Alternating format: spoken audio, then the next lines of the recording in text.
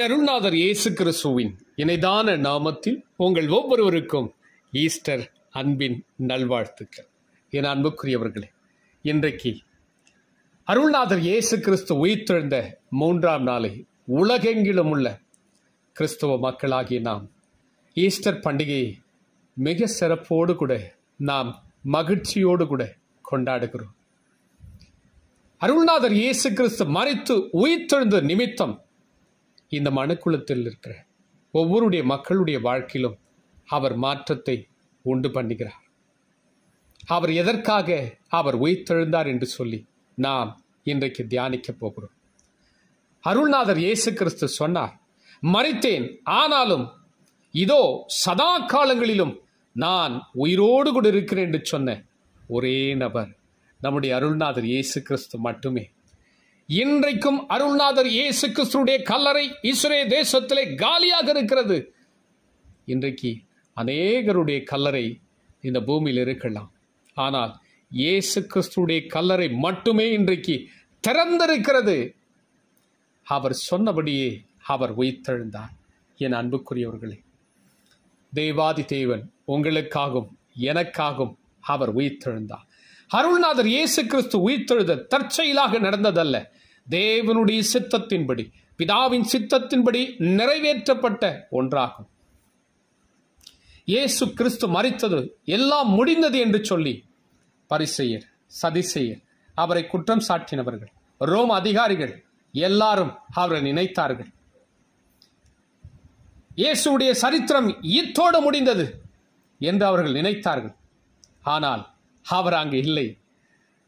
மத்தேயு எழுதின சுவிசேஷம் 28ஆம் அதிகாரம் 6வது வசனத்தை வாசித்து பாருங்கள். அவர் இங்கே இல்லை. தாம் சொன்னபடியே அவர் வேத வாக்கியம்படி அவர் உயிர்த்தெழுந்தார். என் அன்புக்குரியவர்களே, தேவாதி தேவன் இன்றைக்கும் உயிருள்ளவராக உங்கள் நடுவிலே உலாவிக் கொண்டிருக்கிறார். கிறிஸ்தவ மக்களை ஒடுக்கவும் அடக்கவும் ஒரு மனுஷனால முடியாது. இயேசு கிறிஸ்துவை அன்றைக்கு அவர்கள் ரோம சேவர்களும் வேதப்பாரர்களும் பரிசேயர்களும் சதிசேயர்களும் அங்குள்ள மக்களும் அருள்நாதர் இயேசு கிறிஸ்துவை நாம் கொன்றுவிட்டோம் என்று சொல்லி அவர் நினைத்தார்கள். இத்தோடு அவருடைய சரித்திரம் முடிந்தது என்று நினைத்தார்கள். ஆனால் அருள்நாதர் இயேசு கிறிஸ்து உயிருள்ளவளாக இன்றைக்கும் அவர் நம் மத்தியிலே உலாவிக் கொண்டிருக்கிறார். அருள்நாதர் இயேசு கிறிஸ்து உயிர்த்தெழுந்ததின் முதல் நோக்கம், அவர் உயிர்த்தெழுந்ததை தரிசித்தவர் மகதலேனு மரியாள். அவள் கல்லறையில் நின்று அழுது கொண்டிருக்கிறார். அருள்நாதர் இயேசு கிறிஸ்து உயிர்த்தெழுந்து விட்டார். அவருடைய கண்ணீரை தாண்டி பிதாவிடத்திலே அவர் போக முடியவில்லை. அப்பொழுது மகதலேனு மரியாளை பார்த்து அவர் கேட்கிறார், ஸ்திரீயே, ஏன் அழுகிறாய் என்று கேட்டார். அதற்கு அவள், என் ஆண்டவரே, எங்கோ எடுத்துக்கோய் போய்விட்டார்கள் என்று மரியாள் மறுத்தரமாக அவர் பதில் சொன்னார். அவருடைய அழுகை அருள்நாதர் இயேசு கிறிஸ்து உள்ளத்தை உடைத்தது. அதன் பின்பு அருள்நாதர் இயேசு கிறிஸ்து தன்னை உயிரோடு இருக்கிறவராக அவர் காண்பித்தார். ஒரு பெண்ணின் கண்ணீரை கடந்து போக, அவருடைய அன்பை விட்டு கடந்து போக அருள்நாதர் இயேசு கிறிஸ்துவினால் முடியவில்லை. என் அன்புக்குரியவர்களே, இன்றைக்கும் ஏதோ ஒரு காரியத்தை குறித்து நீங்கள் கண்ணீர் வடித்துக் கொண்டிருக்கிறீர்களா? மற்றவர்கள் உங்கள் கண்ணீரை அலட்சியப்படுத்தலாம், உங்களை நிந்திக்கலாம், பரியாசம் பண்ணலாம், உங்களை வேடிக்கை பொருளாக உங்களை நிந்தித்து அவமானப்படுத்தலாம். ஆனால் இங்கோ மகதலேனு மரியாளுடைய கண்ணீரை வேதனையும் அவர் கண்டு அவருடைய கண்ணீரை அலட்சியப்படுத்தாதபடிக்கு, அவருடைய உள்ளத்தை, அவருடைய வேதனையை அவர் அறிந்து அவளை திக்கற்றவளாய் விட்டுவிடாதபடிக்கு அருள்நாதர் இயேசு கிறிஸ்து அவளை விசாரிக்கிறார். ஸ்திரீயே, ஏன் அழுகிறாய்? உன் காரியம் என்ன என்று சொல்லி விசாரித்து அவருடைய கண்ணீரை துடைத்தார் அல்லவா? இன்றைக்கும் உங்கள் கண்ணீரை அவர் துடைப்பார். உடைய அழுகையின் சத்தத்தை அவர் கேட்கிறார். உங்கள் கண்ணீரை ஆனந்த களிப்பாக மாற்றுவதற்காகவே அருள்நாதர் இயேசு கிறிஸ்து அவர் உயிரோடு கூட இருந்தார். உன்னை விசாரிப்பதற்காக அவர் உயிரோடு கூட இருந்தார். உன்னை திக்கற்றராய் விட்டுவிடாதபடிக்கு உன்னை தேற்றி தம்மோடு கூட வைத்திருப்பதற்காக அவர் உயிரோடு கூட இருந்தார். இரண்டாவதாக, அருள்நாதர் இயேசு கிறிஸ்து உயிர்த்தெழுந்ததின் நோக்கம். ஒரு சமயம் எம்மா ஒரு சிஷ்யர் அவர்கள் ஊருக்கு கடந்து போகிற பொழுது சீஷர்கள் ஒருவருக்கொருவர் துக்கத்தோடு கூட ஒருவருக்கொருவர் பேசிக்கொண்டார்கள். பேதுரு நினைக்கிறார், பயந்து நான் மறுபடியும் கடலில் மீன் பிடிக்க சென்று விடலாம் என்று சொல்லி. சீஷர்கள் அத்தனை பேரும் தைரியத்தை இழந்து விட்டார்கள், நம்பிக்கை இழந்து விட்டார்கள். ஒவ்வொருக்குள்ளும் சோகம், துக்கமும், பயமும் அவர்களை வாட்டி வடைத்துக் கொண்டே இருக்கிறது. அந்த சமயத்தில் அருள்நாதர் இயேசு கிறிஸ்து அவர் நடுவிலே வந்து நின்றார். அவருக்கு காண்பித்தார்கள். இயேசு உயிரோடு கூட இருக்கிறார் என்று சொல்லி அறிந்து அவருடைய உள்ளங்கள் கொழுந்து விட்டு எறிந்தது. அவர்கள் நடுங்கி போனார்கள். பேதுருக்கு அதன் பின்பு தரிசனமாகிறார். பேதுருவிடத்தில் அவர் பேசுகிறார். பேதுருக்கு ஒரு நம்பிக்கை வந்துவிட்டது. இயேசு உயிரோடு கூட இருக்கிறார் என்று சொல்லி ஒரு நம்பிக்கை. அதன் பின்பு அவருடைய வாழ்க்கையில் ஒரு மாற்றம், பெரிய மாற்றத்தை தேவன் கொடுத்தார். அருள்நாதர் இயேசு கிறிஸ்துவுக்காக வைராக்கியமா நின்று அவர் சுவிசேஷத்தை அறிவித்தார். என் அன்புக்குரியவர்களே, ஆண்டவர் உங்கள் துக்கத்தை எல்லாம் சந்தோஷமாய் அவர் மாற்றப் போகிறார். ஆமென் சொல்லுங்களேன், ஆமென் சொல்லுங்களேன். உன் துக்கத்தை எல்லாம் சந்தோஷமாய் மாற்றப் போகிறார். எதை குறித்து துக்கத்தோடு கூட நீ அழுது புலம்பிக் கொண்டிருக்கிறாய்? எந்த காரியத்தை குறித்து துக்கத்தோடு மனவடியோடு கூட பயந்து போய் நிற்கிறாயா? நம்பிக்கையற்ற சூழலில் வாழ்க்கை கடந்து சென்று கொண்டு இருக்கிறதா? எப்பொழுது துக்கமுகத்தோடு கூட காணப்படுகிறாயா? உன் தனிப்பட்ட வாழ்க்கையில, குடும்ப வாழ்க்கையில, வேலையில, ஊழியத்தின் பாதையில ஏதோ ஒரு காரியம் உன்னை வாட்டி வதைத்துக் கொண்டிருக்கிறதா? கவலைப்படாதிருங்கள். அருள்நாதர் இயேசு கிறிஸ்து தம்முடைய சீஷர்களுக்கு தரிசனமாய் அவர் அவருடைய துக்கத்தை சந்தோஷமாய் மாற்றி அவருடைய உள்ளத்தில் ஒரு புது நம்பிக்கை கொடுத்து மகிழ்ச்சியை கொடுத்தாரே, அதே தேவன் இன்றைக்கு உன் நடுவிலே அவர் உலாவிக் கொண்டிருக்கிறார். உன் துக்கத்தை எல்லாம் அவர் சந்தோஷமாய் மாற்றி உன்னை அப்படியே விட்டு விடாதபடி அவர் உன்னோடு கூட நடந்து வருவார். மூன்றாவதாக, அருள்நாதர் இயேசு கிறிஸ்து உயிர்த்தெழுதலின் முக்கிய நோக்கம். நம்முடைய வாழ்க்கையிலே ஏராளமான எதிரிகள் நம்முடைய வாழ்க்கையில் இருக்கலாம். நம்ம எதிர்க்கிறவர்கள் நம் மத்தியில் இருக்கலாம். நீங்க வேலை செய்ய இடத்துல, உடைய தனிப்பட்ட வாழ்க்கையில, குடும்ப வாழ்க்கையில, ஊழியத்தின் பாதையில எதிரிகள் நிச்சயமாக இருப்பார்கள். உன்னை நிந்திக்கிற கூட்டம் நிச்சயமாக இருக்கும். உன்னை பரியாசம் செய்கிற கூட்டம் நிச்சயமாக இருக்கும். அருள்நாதர் இயேசு கிறிஸ்து அந்த வழியாய் கடந்து வந்தபடியினாலே என் பிள்ளைகள் நிந்தையை அனுபவிக்க கூடாது, என் பிள்ளைகள் பரியாசத்தை அனுபவிக்க கூடாது, என் பிள்ளைகள் எதிரியுடைய அம்பு ஆயுதங்களை மேற்கொள்ள அவர் பலத்தை, தைரியத்தை கொடுக்கிறவராக உன் மத்தியிலே உலாவிக் கொண்டிருக்கிறார். கிறிஸ்துவ வாழ்க்கையிலே 3 எதிரிகள் சொல்லப்படுகிறது. முதலாவது உலகம், இரண்டாவது மாமிசம், மூன்றாவது பிசாசு. இந்த 3 எதிரிகளோடு கூட நமக்கு போராட்டம் உண்டு. ஆகவே தான் அருள்நாதர் இயேசு கிறிஸ்து தம் சிலுவையிலே தம்மை ஒப்புக் கொடுத்தார். இந்த 3 எதிரிகளை நொறுக்கும்படியாக ஆண்டவர் தம் சிலுவையிலே அவர் கடைசி சொட்டு ரத்தம் வெளிவருவரையிலும் அவர் உனக்காக, எனக்காக அவர் பாடுபட்டார்.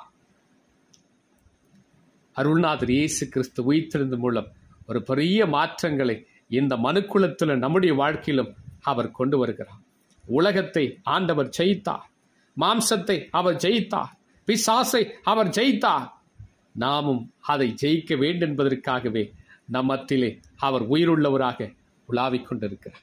ஒரு சமயம் சுவிசேஷகர் மூடி ஒரு முறை ஒரு இடத்திற்கு சென்று கொண்டிருந்தார். அப்பொழுது புயல் வந்துவிட்டது. புயலில் அகப்பட்ட ஒரு சிறு பெண்ணை கையை பிடித்து மூடி பிரசங்கியார் அவர்கள் அவளை காப்பாற்றினாரா. அந்த சிறு பெண் கேட்டார், மூடி ஐயா, இந்த உலகம் இப்பொழுது அழிந்து போகின்றதா என்று சொல்லி கேட்டார்.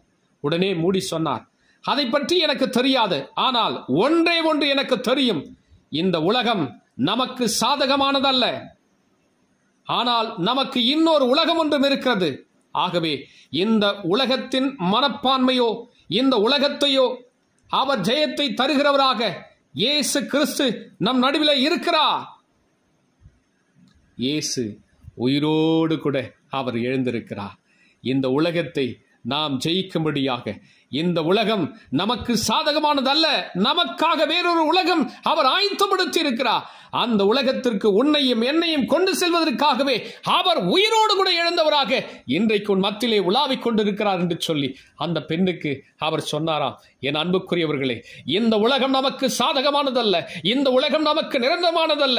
நிரந்தர உலகத்தை ஒன்றை உனக்கும் எனக்கும் உருவாக்க அருள்நாதர் இயேசு கிறிஸ்து பரலோக ராஜ்யத்தை அவர் உனக்காக ஆயத்தப்படுத்தியிருக்கிறார். அந்த ராஜ்யத்துக்குள் பிரவேசிக்க உன்னை நீ தகுதிப்படுத்திக்கொள், உன்னை நீ ஆயத்தப்படுத்திக்கொள். இந்த உலகம் உனக்கு சாதகமானதாக இருக்காமல் போகலாம், ஆனால் இயேசு கிறிஸ்து உனக்காகவே ஒரு உலகத்தை உண்டு பண்ணி இருக்கிறார். அதற்கு செல்ல நீ ஆயத்தப்படு. ஆமை சொல்லுங்களேன். இந்த உயிர்த்தெழுந்த நன்னாளிலும் கூட தேவாதி தேவன் உனக்காகவும் எனக்காகவும் இந்த உலகத்தை ஜெயித்து உயிர்த்தெழுந்தவராக உன் மத்தியில் உலாவிக் கொண்டிருக்கிறார். அவர் வருவார், திரும்ப அவர் வருவார். அவர் வருகை எதிர்நோக்கி காத்து கொண்டிருக்கிறவர்களாக அவருடைய ராஜ்யத்துக்கு நாம் கடந்து போக நாம் ஆயத்தமாக இருப்போம். என் அன்புக்குரியவர்களே, அவர் உயிர்த்தெழுந்த நோக்கமே உன் கண்ணீரை துடைப்பதற்காக அவர் உயிர்த்தெழுந்தார். உன் துக்கத்தை சந்தோஷமாக மாற்றுவதற்காக உயிர்த்தெழுந்தார். உன் எதிரிகளை முறியடிக்கும்படி அவர் உயிர்த்தெழுந்தார். என் அன்புக்குரியவர்களே, உன்னுடைய துக்கம் எல்லாம் சந்தோஷமாக மாறும். இந்த உயிர்த்தெழுந்த நாளில் உன்னை சுற்றிலும் பாசான் தேச எருதுகள் உன்னை சூழ்ந்து கொண்டிருக்கிறதா? எதிரிகள் உன்னை சூழ்ந்து கொண்டிருக்கிறார்களா? அன்றைக்கு கல்வாரி சிலுவையிலே அருள்நாதர் இயேசு கிறிஸ்து தொங்கிக் கொண்டிருக்கிற போது ரோம போர் சேவர்கள் மத்தியிலே, பரிசேயர் சதுசேயர்கள் மத்தியிலே, அந்த எதிரிகள் கூட்டத்தின் மத்தியிலே அவர் சிலுவையிலே தொங்கி கடைசி சொட்டு ரத்தம் வெளிவரும் வரையில் உனக்காக எனக்காக பாடுகளை அனுபவித்தாரே.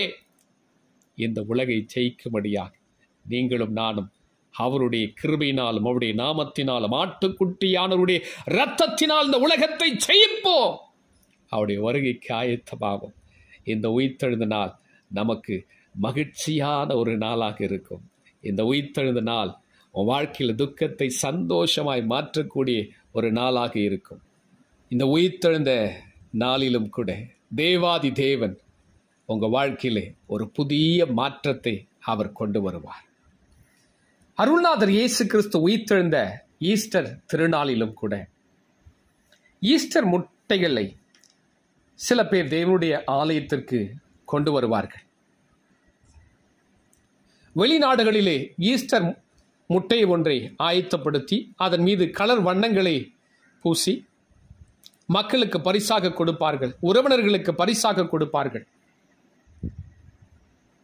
எதற்கு இந்த ஈஸ்டர் முட்டை அடையாளமாக இருக்கிறது?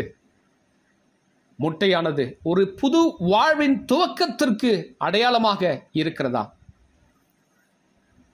இந்த உயிர்த்தெழுந்த மகிழ்ச்சியான ஈஸ்டர்னா நம்முடைய வாழ்க்கையில் ஒரு புது துவக்கத்திற்கு ஒரு நாளாக உங்களுக்கு அமையட்டும். இந்த முட்டையின் மீது இருக்கிற வெள்ளை ஓடும், அதற்குள் இருக்கிற வெள்ளை கருவும், அதற்கு உள்ளாக இருக்கிற இந்த மஞ்சள் கருவும் ஒரு ஆவிக்குரிய அர்த்தத்தை நமக்கு வெளிப்படுத்துகிறது.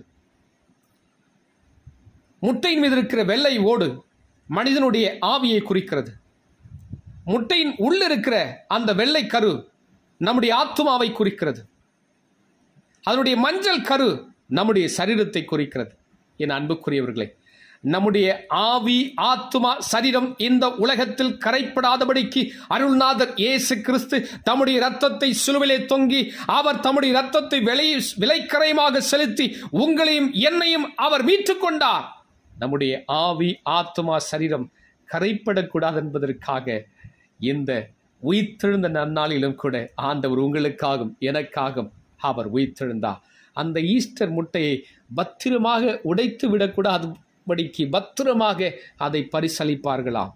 அதே போலத்தான் நம்முடைய ஆத்துமாவும் ஆவியும் சரீரம் உடைந்து போகக்கூடாது என்பதற்காக அருள்நாதர் இயேசு கிறிஸ்து உயிர்த்தெழுந்தவராக உங்கள் நடுவிலே அவர் உலாவிக் கொண்டிருக்கிறார். ஆமை சொல்லுங்களேன். இந்த நாள் உங்களுக்கு மகிழ்ச்சியான நாளாக இருக்கட்டும். இந்த நாள் உங்கள் வாழ்க்கையில் ஒரு புதிய மாற்றத்தை கொண்டு வரக்கூடிய நாளாக இருக்கட்டும். இந்த நாள் உங்கள் வாழ்க்கையிலே ஒரு பெரிய ஆசீர்வாதத்தை கொண்டு வரக்கூடிய நாளாக இருக்கட்டும்.